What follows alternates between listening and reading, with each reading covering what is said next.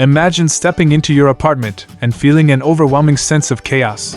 Cluttered counters, overstuffed closets, and piles of items you haven't touched in years. Now, picture the exact opposite. A serene, airy space where everything has its place, and you can finally breathe easy. That's exactly what I achieved when I decluttered my entire apartment in just 1 week. Stay with me, and I'll share every step, tip, and mindset shift that made this transformation possible. By the end of this video, you'll be ready to tackle your own space and create the home you've always dreamed of.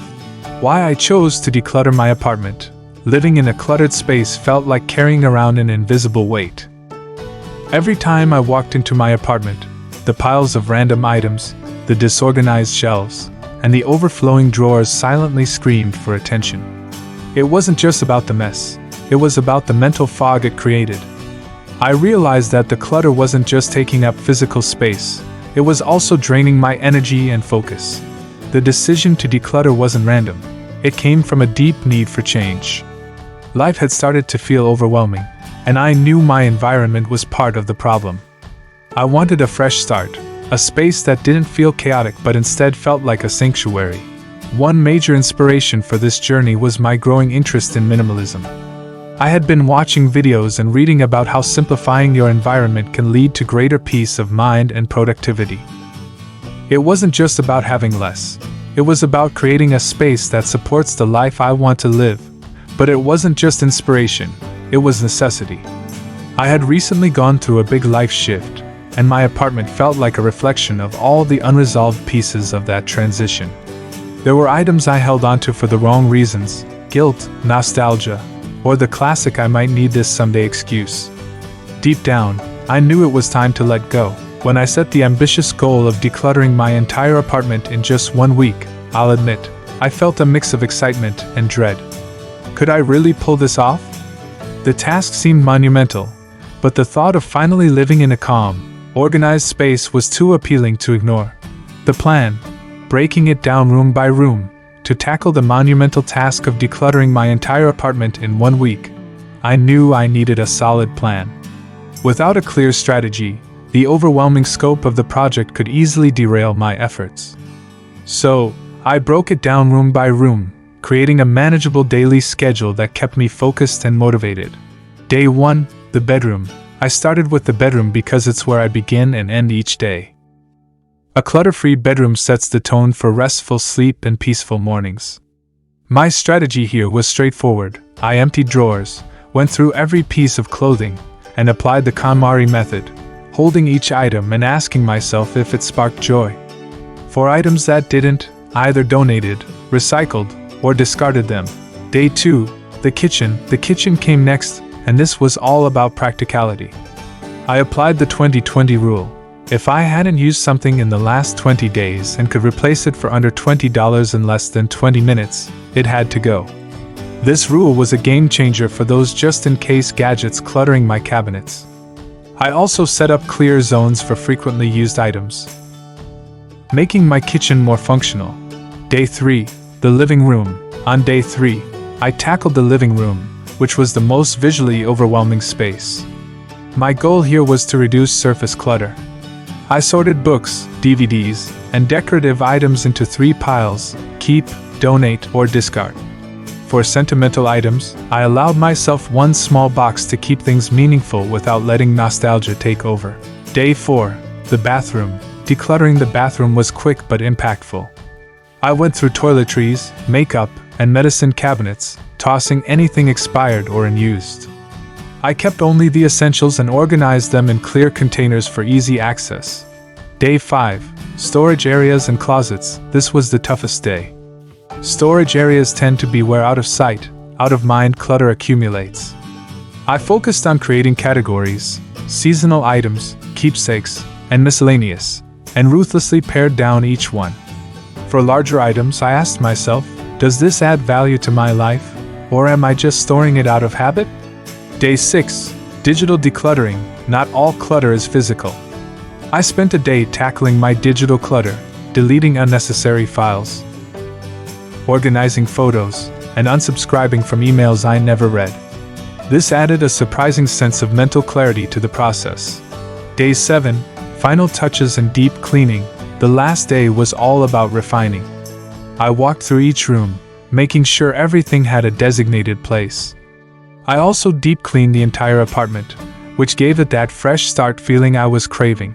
Throughout the week, I used a checklist to track my progress and stayed motivated by setting realistic daily goals. Breaking the process into smaller, focused tasks made it feel less overwhelming and gave me a sense of accomplishment each day. The decluttering process, challenges and triumphs, as I embarked on the actual decluttering process. I quickly realized it wasn't just about tidying up, it was a journey of self-discovery. Every room presented unique challenges and triumphs, each teaching me something new about my habits, values, and even emotions. The bedroom, letting go of just-in-case clothes, the bedroom was both a logical and emotional starting point. Clothes were piled high, spilling out of drawers and the closet. I had to confront my just-in-case mentality, keeping outfits for scenarios that never seemed to arise. That formal dress I'd worn once 5 years ago, gone. The stack of old t-shirts I hadn't touched in months, out they went.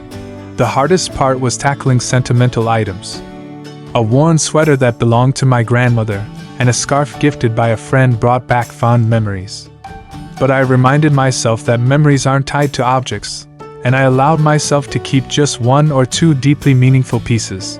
The kitchen, the graveyard of gadgets. Moving into the kitchen, I faced a graveyard of gadgets and utensils I hadn't touched in years. The ice cream maker, the spiralizer, the fancy cocktail shaker. I kept telling myself I'd use them someday. The 2020 rule saved me here. If I could replace it for under $20 in less than 20 minutes. It didn't need to stay. The most surprising find? A jar of spice from a vacation 5 years ago. I laughed at how I'd held onto it as a souvenir, even though I'd never used it. Letting it go felt like releasing a tiny burden I didn't even realize I was carrying. The living room. Confronting sentimental clutter, the living room was where I hit an emotional wall. Old photo albums, souvenirs from past trips, and gifts I felt obligated to keep stared back at me. I struggled with guilt, especially when deciding what to do with gifts. My breakthrough came when I asked myself, does this item add joy or value to my life? If the answer was no, I thanked it for its purpose and let it go. For photos, I digitized my favorites and created a small album with the most meaningful ones, freeing up space while preserving memories.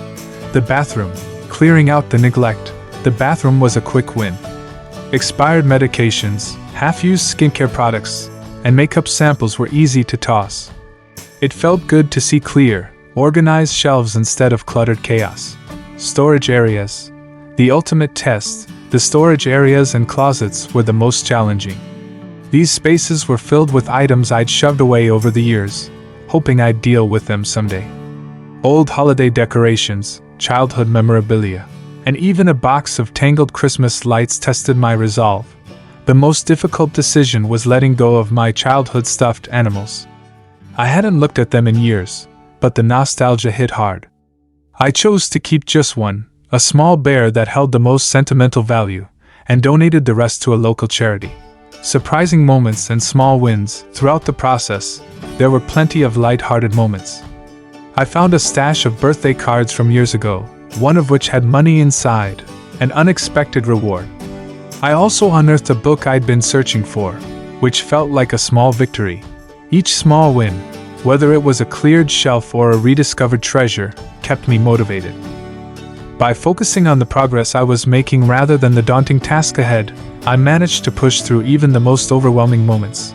The triumph. By the end of the process, I had donated bags of clothes, kitchen items, and decor to charity, recycled piles of paper clutter, and responsibly disposed of old electronics. The sense of accomplishment was unmatched. My apartment felt lighter, more functional, and truly mine again. The aftermath. My apartment transformed. When I stepped into my apartment after the week-long decluttering journey, it felt like I had walked into an entirely new space. The transformation was undeniable, not just in how the space looked but in how it made me feel. Gone were the overstuffed shelves, the cluttered countertops, and the overflowing closets. Each room had breathing space, with clean surfaces and neatly arranged essentials. My living room, once a maze of mismatched furniture and decorative knickknacks, now felt open and inviting. The carefully curated items I kept, a cozy throw, a framed photo, and a single vase with fresh flowers, became focal points, adding warmth without overwhelming the space. The bedroom, which had been a chaotic mix of laundry piles and unused decor, became a serene retreat.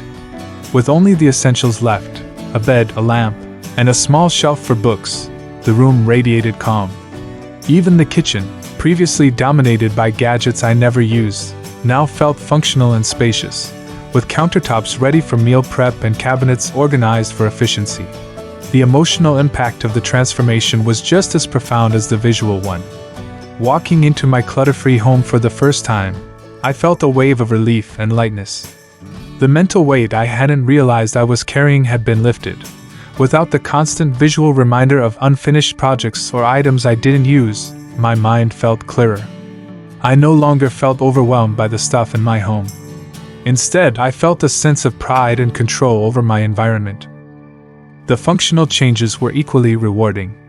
Cleaning became quicker and more straightforward without having to move piles of clutter out of the way. Finding what I needed was effortless because everything had its place. I also noticed a significant shift in my daily routines. Getting ready in the morning was faster and less stressful because I wasn't sifting through a crowded closet. Cooking became more enjoyable without the frustration of digging through a drawer full of unnecessary utensils. What surprised me most were the unexpected benefits of decluttering. My energy levels improved as my environment became less chaotic. I felt more motivated to take on other tasks and projects, both at home and in my personal life. I also realized how much money I had saved by identifying items I already owned but had forgotten about, like unopened cleaning supplies or an extra pair of scissors. It was a reminder to be more mindful of my purchases in the future. Perhaps the most significant reward was the sense of peace that came with living in a simplified space. My apartment became a sanctuary, a place where I could relax, recharge, and truly feel at home. I found myself spending more time in my living room, reading a book or enjoying a cup of tea, instead of avoiding it because of the clutter. The quiet joy of being in a space that felt intentional and calming was worth every effort I had put into the decluttering process. Looking back, letting go of so many items wasn't easy, but it was incredibly freeing. I realized that the things I had clung to didn't define me or my memories. By letting go, I made room for new experiences and a renewed focus on what truly mattered in my life. Decluttering my apartment in 1 week was not just a transformative experience for my space. It was a journey that reshaped my mindset, habits, and priorities. As I look back, several lessons stand out, and I want to share them with you so you can start your own decluttering journey with confidence and purpose. Decluttering isn't about achieving a picture-perfect, magazine-worthy home. It's about creating a space that works for you and feels right. I learned to celebrate small victories, like clearing out a single drawer or letting go of just a few items each day. These little wins added up and kept me motivated. Letting go of sentimental items was one of the hardest parts of the process, but I realized that memories live in our hearts, not in our belongings. Taking photos of cherished items before letting them go allowed me to preserve the memories without holding on to the physical clutter. While I tackled my entire apartment in 1 week, I now understand that decluttering isn't a one-time event. It's a lifestyle shift that requires mindfulness about what I bring into my space and regular check-ins to ensure my home remains clutter-free. Simplifying my space didn't just free up physical room, it freed up mental and emotional space as well. I felt lighter, more focused, and more in control of my environment and life. Don't overwhelm yourself by trying to tackle everything at once. Begin with a single drawer, a shelf, or one category, like clothes or books. Set realistic goals for each day, and stay consistent. Progress, no matter how small, builds momentum. One of the reasons I succeeded in decluttering my apartment in 1 week was because I set a clear deadline. Whether it's a weekend, a week, or a month, having a time frame helps you stay focused and prevents procrastination. If you haven't used or worn an item in the past year, it's a strong sign that it's time to let it go. This simple rule helped me make decisions quickly and avoid overthinking. Instead of jumping from one area to another, focus on specific categories, like clothes, kitchenware, or paperwork. This approach helps you see the full scope of what you own and makes it easier to identify duplicates or unnecessary items. Many of us hold on to things out of guilt, whether it's a gift we didn't like or an item we spent a lot of money on. Remember, holding on to something out of guilt doesn't add value to your life. Letting go creates space for things that truly matter. Decluttering can be emotionally and physically taxing. Don't hesitate to ask a friend or family member for support, whether it's for heavy lifting or moral encouragement. Whenever you feel stuck, remind yourself of the benefits you'll gain: a cleaner space, reduced stress, and more time and energy for the things you love. Decluttering my apartment wasn't just about getting rid of stuff, it was about reclaiming my peace of mind, my time, and my focus. It taught me to prioritize what truly matters and to let go of the rest. Now, my home feels like a sanctuary. It's a place where I can relax, recharge, and feel proud of what I've created. The clarity I gained from decluttering has also extended to other areas of my life, from my relationships to my work. If you've been feeling overwhelmed by clutter or unsure of where to start, I want to encourage you, take the first step. You don't have to declutter your entire home in a week, but even a small effort can create a ripple effect of positive change. Remember, decluttering isn't just about your physical space. It's about making room for the life you want to live. By letting go of what no longer serves you, you're making space for new opportunities.